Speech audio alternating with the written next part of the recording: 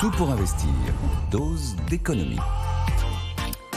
Bonjour Monsieur Réforme, ou devrais-je dire contre-réforme, Nicolas Dose. Bonjour. Dites donc, cette semaine, on a vachement détricoté, hein. Oui, alors ça a pas passé. Effectivement, j'ai le sentiment de terminer la semaine avec le mot qui m'est venu cette nuit, c'est on engage contre-réforme sur contre-réforme. L'événement du jour, si l'opinion a vu juste, le journal L'Opinion, indique que Amélie de Montchalin, dans les négos avec les socialistes, a lâché l'idée qu'on pourrait éventuellement ressusciter un truc qui ressemble à l'ISF. Waouh, les trois lettres magiques. Et alors, on ne sait pas du tout à quoi ça pourrait ressembler parce que c'était pas censé fuiter. Normalement, quand tu négocies un accord, t'évites dégrainer les avancées, t'annonces tout à la fin quand l'accord est conclu. Bref, l'opinion nous dit que visiblement elle a proposé l'idée d'imposer une taxation sur les hauts patrimoines qui se ferait à la place de la taxation sur les hauts revenus, la CDHR, la contribution différenciée sur les hauts revenus. Bon, clairement, ça ressemble à une sorte de retour de l'ISF. On est dans l'esprit de ce que porte l'économiste français Gabriel Zucman au niveau mondial. Il porte cette idée d'une taxation mondiale annuelle de 2% sur tous les patrimoines qui dépasseraient $1 milliard. On verra vers quoi ça va aller, mais enfin, on sent qu'on est quand même en train de ressusciter les vieilles lunes pour réussir à accrocher cet accord de non-censure avec la gauche. Et puis toujours sur la fiscalité du capital, là c'est plus une petite musique, mais on se demande quand même si la flat tax va passer l'hiver en l'état. La flat tax, c'est le prélèvement forfaitaire unique fixé à 30% en 2017. De plus en plus, on voit ci et là, certains qui disent peut-être 33%, peut-être 35%. Donc l'idée serait là de faire machine arrière sur le niveau de taxation du capital. Voilà où nous en sommes. La flat tax peut-être un peu moins flat. L'autre nouveauté vers laquelle on semble s'acheminer, c'est un renoncement, je pense qu'on peut utiliser le terme, de la retraite à 64 ans. Oui, mardi, mercredi, bon, les totems s'écroulent. Oui, sauf que là, on est vendredi, le totem est tombé. 64 ans, le totem est tombé. Moi, je prends un pari. Le premier, c'est que personne ne sait où on va et ce qu'on va faire. Mais rien, hein, on ne sait pas. Et le deuxième, c'est que l'effet waouh des annonces de François Bayrou, peut-être très vite, ou alors on va attendre le 14 janvier, le discours de politique générale, je gèle la réforme de 2023.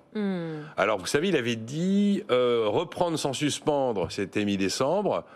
Là, ce sera, on va pas utiliser le terme suspension, mais gel, enfin bref, toujours ces jeux de mots qui ne servent à rien.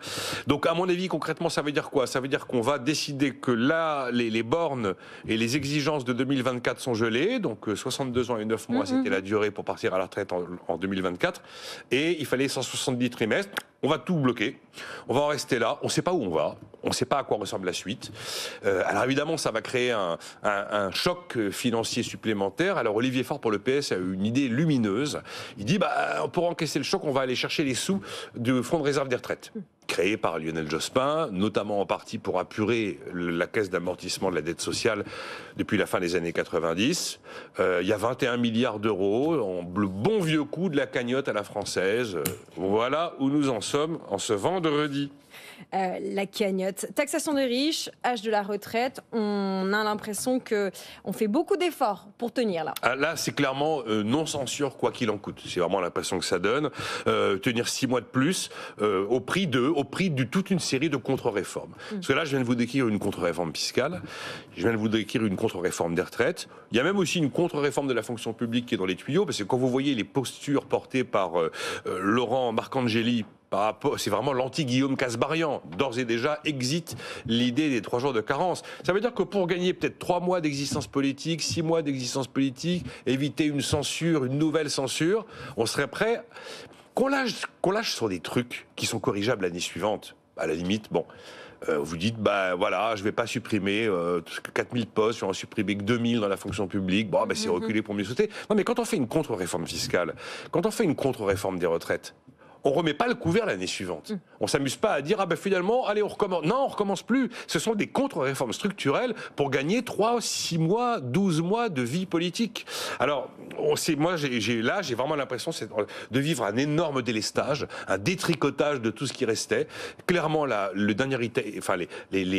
dernières ruines fumantes du macronisme sont devant nos yeux. C'est Jupiterminé. Alors, c'est un petit signal, et vous allez en parler, je sais, tout à l'heure, mais Hier, l'agence France Trésor a levé entre 12 et 13 milliards d'euros. Très bien, la demande ça a été sursouscrit entre 2 et 3 fois. On a levé ça à 3,4 sur le 10 ans. Il y a un mois, le même type de grosse levée de fonds par l'AFT, c'était 2,9. Ouais. Voilà. Donc 3,4%, on était à 3,3% mercredi. Tout va bien. Il n'y a pas le feu au lac, mais il y a des petits coups de chaud quand même. À l'AFT pour l'agence France Trésor. Merci beaucoup Nicolas Dose. Et si l'impôt sur la fortune revenait? C'est la question qu'on se pose ce matin. Nicolas Dose à retrouver tous les jours dans Tout pour investir, mais aussi à n'importe quelle heure en podcast et en replay sur notre site et notre application. Et même YouTube, il y a un espace où vous aussi, vous pouvez partager vos convictions, vos idées économiques et débattre avec nous dans l'espace commentaire.